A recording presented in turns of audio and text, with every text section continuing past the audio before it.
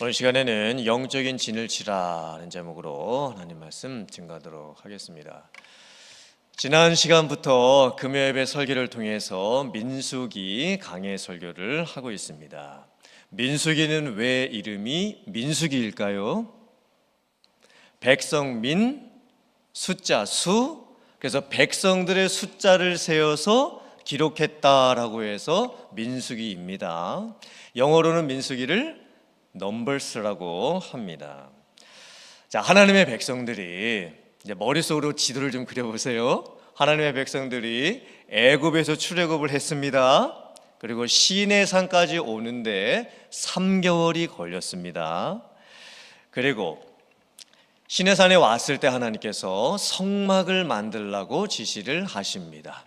10계명도 주시고요, 또 여러 가지 계명도 말씀을 하십니다. 그리고 나서 출애굽을 한 지 둘째 해 둘째 달 첫째 날에, 그러니까 출애굽한 지 만 1년 1개월이 지나고 나서 하나님께서 하나님의 백성들에게 인구 조사를 하라고 명령을 내리십니다. 전쟁에 나가서 싸울 만한 남자들 20세 이상이 각 지파별로 몇 명인지 인구조사를 하라고 말씀을 합니다. 그래서 총 인구조사를 한 그 숫자가 몇 명이었을까요?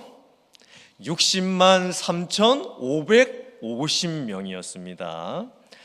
그러니까 20세 이상 남자들 숫자가 60만 3,550명이었으니까 아버지도 계실 테고 어머니도 계실 테고 뭐 형제가 한두 명 있을 테니까 최소 한 가정에 4명이라고 치면 20세 이상 남자만 60만 3,550명이니까 대략 이스라엘 백성들 전체 숫자는 최소 200만 명이 넘어가는 겁니다. 엄청나게 많은 숫자죠. 그리고 나서 오늘 민수기 2장에서는 하나님께서 이제 광야 생활 40년 한 동안에 머무르고 있을 때 어떻게 이스라엘 백성들이 12지파가 진을 쳐야 하는지, 텐트를 치고 살아야 하는지에 대해서 이제 말씀을 해주시는 내용입니다. 자, 200만 명이 광야에서 텐트를 친다고 한번 생각을 해보세요. 이게 상상이 안 되는 겁니다. 우리 교회가 있는 가디나 시리의 인구가 총 몇 명인 줄 아십니까? 제가 계산해 봤습니다. The population of Gardena City 5만 7천 명입니다. 자, 토렌스는 인구가 몇 명인지 아십니까? 약 14만입니다. 14만. 제가 가디나 인구 몇 명이라고 말씀드렸죠? 5만 7천. 그리고 토렌스는 14만 명입니다. 그럼 가디나 토렌스 다 합쳐봤자 20만 명밖에 안 되는 거예요. 근데 지금 이스라엘 백성들이 몇 명이라고요? 200만 명이에요. 그러니까 가디나 지역, 토렌스 인구 지역보다 몇 배 많은 겁니까? 10배 많은 겁니다. 그런데 그 200만 명이나 되는 사람들이 집도 없습니다. 지금 다 텐트를 치고 지금 살아야 되는 거예요. 이게 상상이 안 되는 겁니다. 그리고 아무데나 텐트를 칠 수도 없겠지요. 하나님께서 민수기 2장에서 너무나 정확하게 조직적으로 체계적으로 어떻게 텐트를 치라고 하시는지 말씀을 해 주십니다. 자, 앞에 있는 화면을 한번 봐주시길 바랍니다. 자, 하나님의 백성들이 이 가장자리에 이제 텐트를 치는 거예요. 그런데 가장 중앙에 무엇이 위치하냐면 성막이 위치를 합니다. 성막은 뭐 하는 데지요? 하나님께 제사를 드리는 장소입니다. 하나님께 예배를 드리는 장소지요. 가장 중앙에 성막이 위치를 합니다. 그 성막 안에 여기는 뜰이고 여기는 성소고 지성소가 있지요. 하나님의 성막이 가장 중앙에 위치한다는 것이 참 중요한 의미를 가지고 있습니다. 이게 무슨 의미일까요? 가장 중심에 무엇이 있어야 한다? 하나님이 계셔야 되고, 그리고 하나님을 예배하는 삶, 그리고 하나님 앞에 나아가서 죄의 용서를 받는 삶이 얼마나 중요한지에 대해서 말씀을 해주시는 거예요. 가장 중앙에 성막이 위치해야만 했었습니다. 자, 그리고 성막 주변에 텐트를 치는데, 자, 이 동쪽에는 누가 텐트를 쳐야 했냐면 아론의 자손들이 텐트를 쳐야만 했습니다. 아론의 자손들의 역할이 뭐였을까요? 제사장들이었습니다. 근데 참 신기하게도요, 이 성막은요, 항상 이 성막을 칠 때 동쪽의 성막의 입구가 위치해야만 했습니다. 그러므로 사람들이 항상 어떻게 들어오게 되는 거예요? 동쪽에서 서쪽으로 들어오는 거예요. 하나님께 예배를 드리고 제사를 드리기 위해서 성막 문을 통과해서 서쪽으로 가고, 여기 이제 뜰이죠. 그 다음에 계속 서쪽으로 가서 성소 들어가고 지성소로 들어가는 거예요. 자, 근데 이 아론의 이 후손들이 동쪽에 위치하면서 역할이 뭐였냐면, 이 성막 입구를 지키면서 외인이 함부로 이 성막 안으로 들어오지 못하도록 지키는 거였습니다. 심지어 하나님께서 뭐라고 명령을 하시냐면, 허락되지 않은 자가, 외인이 이 성막에 가까이 오면 죽일지니라, 이렇게 말씀을 하셨습니다. 그러면 한번 생각해 보세요. 하나님의 백성들이 하나님 앞에 예배를 드리기 위해서, 제사를 드리기 위해서 나오는데, 한편으로는 은혜를 사모하고 또 준비하는 마음으로 또 깨끗한 심령으로 나오겠죠. 근데 다른 한편으로는 두렵고 떨리는 마음으로 나오는 겁니다. 만약에 준비되지 않은 사람이, 외인이 함부로 이 성막에 들어오려고 했다가는요, 이 아론의 후손들 제사장들이 지금 여기를 지키고 있으면서 함부로 성막 안에 접근하는 사람은 죽임을 당할 수도 있었던 거예요. 그러므로 이때 당시에 하나님께 예배드리기 위해서 나온다고 했을 때요, 그 마음의 자세가 정말 다른 겁니다. 한편으로는 은혜를 사모하는 그런 간절한 마음이기도 하면서, 다른 한편으로는 정말 두렵고 떨리는 마음으로 하나님 앞에 나오게 되는 거죠. 그리고 왜 하나님께서 아론의 자손들을 제사장으로 삼으셨을까요? 제사장의 역할은 아무나 할 수 있는 게 아니었습니다. 아론의 자손들만 할 수 있었습니다. 아론의 직계 혈통을 이어받는 사람들만이 할 수가 있었죠. 왜 아론의 후손들만 제사장이 될 수가 있었을까요? 그만큼 제사장의 역할이 중요했던 거죠. 하나님의 특별한 선택에 의해서 아론의 후손들만 제사장이 될 수가 있었습니다. 아론에게 4명의 아들이 있었습니다. 나답, 아비후, 엘르아살, 이다말. 그런데 첫째 아들하고 둘째 아들이 죽임을 당하게 됩니다. 하나님께서 아론의 첫째 아들, 둘째 아들을 죽이십니다. 왜 죽이셨을까요? 하나님께서 성막 안에, 그리고 이제 성소 안에 분향단이라는 것이 있었는데, 쉽게 말하면 이제 숟가락 같은 거를 이렇게 뿌려가지고 이제 불을 피워가지고 향을 내는 분향단이 있었습니다. 분명히 하나님께서 어떤 방법으로 분향단에다가 불을 피우고 향을 내라, 이렇게 말씀을 하셨는데, 아론의 첫째 아들하고 둘째 아들이 자기들 마음대로 분향단에 들어가 가지고 향을 피우게 됩니다. 그때 하나님께서 징계를 내리시고 아론의 첫째 아들하고 둘째 아들을 죽이셨던 거예요. 사실 우리들로서는 좀 이해가 안 되는 거죠. 아니, 어떻게 숯불 잘못 피웠다고, 향 잘못 피웠다고 하나님께서 아론의 첫째 아들, 둘째 아들을 죽이십니까? 이게 오늘날 뭐와 비슷하냐면요, 이제 목사님들이 이제 성찬식을 인도를 하게 되는데, 하나님께서 제정하신 성찬식을 하나님께서 말씀하신 방법대로 성찬식을 진행하지 않고 제 마음대로 성찬식을 진행했을 때 제가 죽임을 당하는 것과 똑같은 거예요. 그러면 한번 생각해 보세요. 이 아론의 후손들이 제사장의 역할을 감당하면서 한편으로는 선택받은 엄청난 특권이 있었지만, 다른 한편으로는 그 제사장의 임무를 감당하기 위해서 엄청난 책임감도 가지고 있었습니다. 제사장의 역할은 다른 사람들의 죄를 대신해서 하나님께 고하고 하나님의 죄사함의 용서를 그들에게 선언해 주는 것이었지요. 그러므로 제사장들은요, 다른 그 누구보다 영적으로 깨끗해야 했습니다. 자기가 준비되어 있어야 되는 거예요. 그리고 하나님의 백성들을 하나님께 인도하기에 부족함이 없어야만 했습니다. 그러므로 제사장들이 예배를 준비하기 위해서 얼마나 살피고 또 하나님의 말씀대로 순종하면서 정성껏 준비하면서 예배를 준비했겠습니까? 하나님께서 명령하지 않은 다른 방법으로 예배를 인도하거나 또 다른 방법으로 했다가는 죽임을 당할 수도 있는 그런 상황이었던 거예요. 만약에 이런 원칙들이 오늘날 우리들이 드리는 예배에도 똑같이 적용된다고 한번 생각을 해보시길 바랍니다.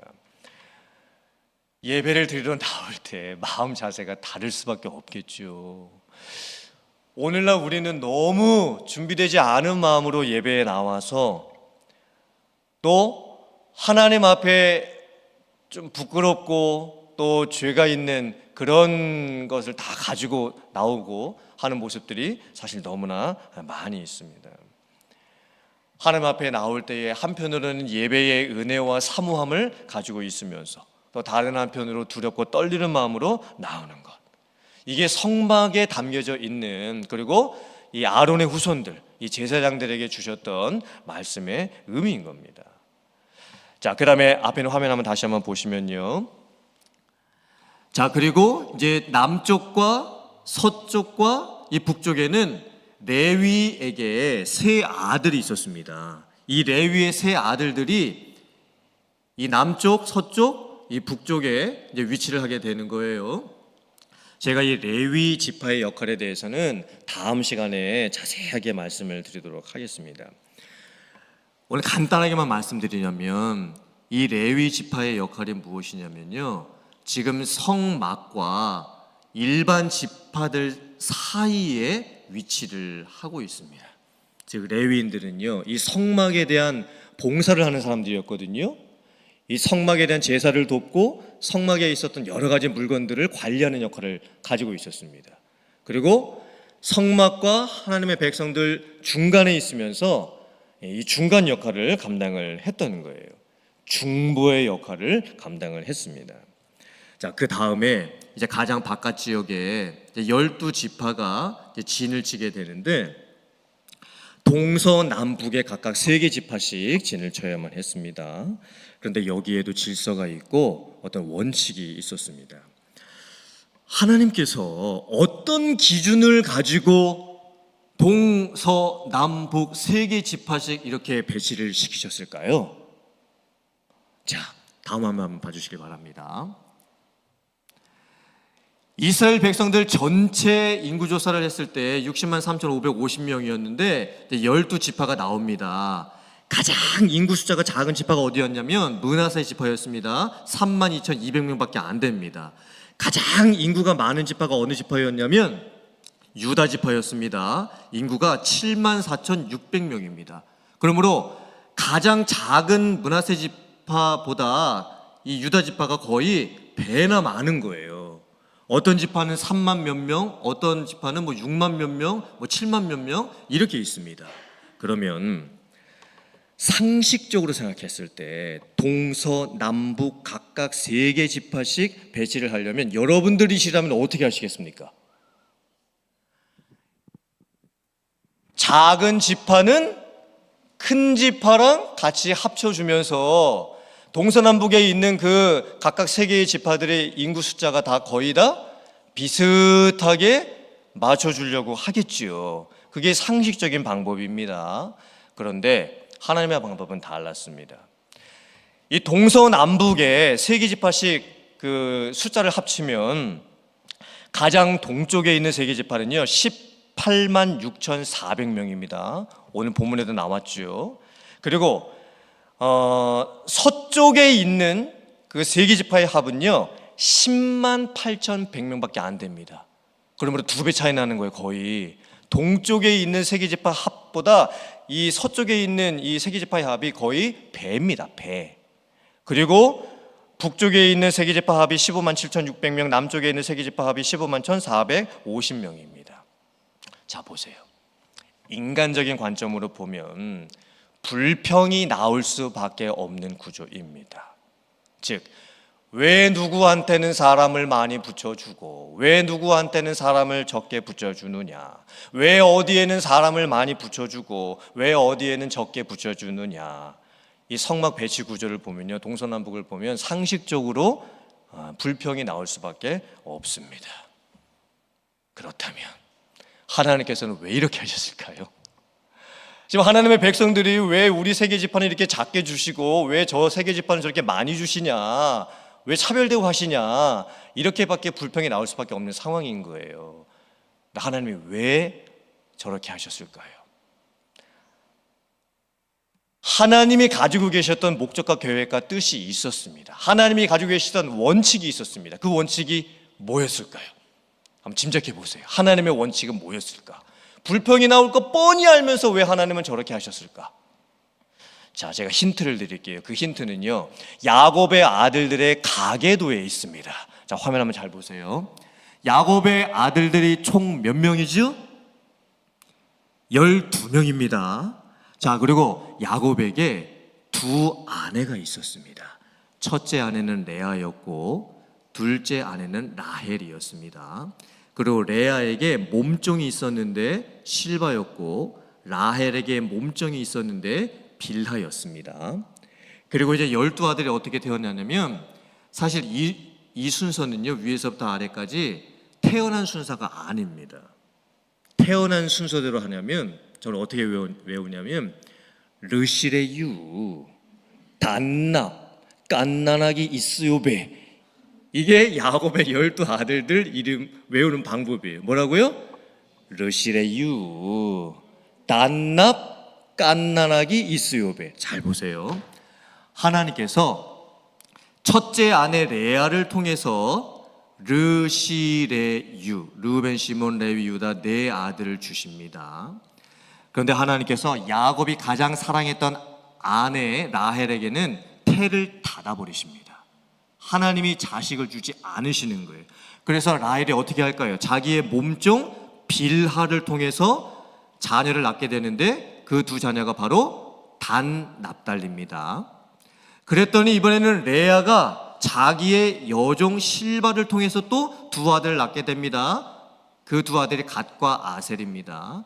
그 다음에 하나님께서 또 레아에게 또 두 아들 주십니다. 이삭을, 스불룬입니다. 그리고 마지막에 라헬을 통해서 요셉과 베냐민을 주시고, 그리고 레위 지파는 인구 지파 수에서 빠지고 성막을 이제 담당하는 역할만 했으니까 요셉에게 두 아들이 있었는데 에브라임과 므낫세였습니다. 그래서 이제 12지파가 형성이 되는 거지요. 자, 잘 보세요. 이 야곱의 12아들들을 가만히 보면요, 갈등이 일어날 수밖에 없는 지금 모습입니다. 지금 아내는 2명, 그리고 여종은 2명, 그 안에서 지금 12아들들이 태어나게 됐던 거예요. 이 야곱의 12아들들이 12지파가 되는데 서로 긴장하고 또 서로 갈등하고 서로 불화할 수밖에 없는 그런 구조를 가지고 있습니다. 12지파 간에 얼마나 경쟁이 많았겠습니까? 얼마나 서로 경쟁하면서 하나가 되어야 하는 상황인 거예요. 그래서 하나님께서 어떻게 하셨을까요? 짐 배치를 하실 때 짐작하시겠어요? 어떻게 하셨을까요? 끼리끼리 같은 어머니의 자녀들끼리 배치를 해 놓으시는 거예요. 제일 첫 번째 화면 다시 한번 보세요.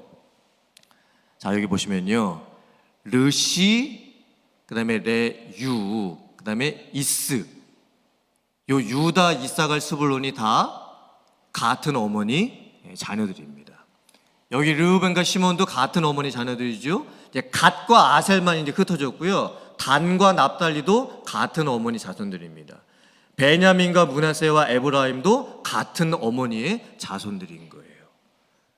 여기에 무슨 하나님의 뜻이 숨겨져 있는 건가요? 하나님께서는 사람들이 가지고 있는 연약함을 이해를 하셨습니다. 즉 야곱의 이 12아들들이 12지파를 이루면서 서로 간에 경쟁하고 싸우게 될 것을 하나님께서 아셨던 거예요. 그래서 1차적으로 같은 어머니의 자녀들끼리 지파를 이루면서 같이 붙여 놓으셨습니다. 그러면 서로 간에 덜 갈등하고 덜 싸울 것을 하나님께서 이해해 주셨기 때문인 거예요. 이 모습을 보면요, 하나님께서 사람의 연약함을 얼마나 깊이 살펴주셨는가를 깨닫게 됩니다. 지금 이스라엘 12지파는요 경쟁하면서 하나가 되어야 합니다. 서로 갈등하면서도 그래도 하나가 되어야 합니다. 이게 얼마나 힘든 상황입니까? 서로 간에 경쟁하면서 연합하고 서로 간에 갈등하면서 하나가 된다는 것은요 정말 힘든 일입니다. 근데 하나님께서 어떤 방법으로 그것을 해주셨습니까? 같은 어머니 자녀들끼리 같이 세 지파씩 이렇게 묶어 놓으신 거예요. 그러므로 12지파의 이 텐트 배치는요 하나님께서 인간의 연약함을 배려하시는 아주 깊은 의미가 담겨져 있습니다. 오늘날 우리들의 교회의 모습도 똑같죠. 교회 안에 정말 다양한 성격과 스타일과 일하는 방식과 또 삶의 배경과 믿음의 성숙도가 다른 우리들이 다 모여져 있습니다. 정말 다른 모습들이 너무나 많지요. 그런데 우리도 연합을 할 수 있어야 됩니다. 그렇다면 어떻게 교회가 하나 되며 연합을 할 수가 있을까요? 가장 중심에 뭐가 있어야 됩니까? 성막이 있어야 됩니다. 예배가 있어야 되는 거죠. 하나님이 계셔야 되는 거예요. 즉 교회 안에 가장 중요한 것은 예배입니다. 예배를 통해서 우리들이 함께 모이고 예배를 통해서 함께 은혜를 받을 수 있어야 됩니다. 그리고 성막 바로 주변에 누가 진을 쳤죠?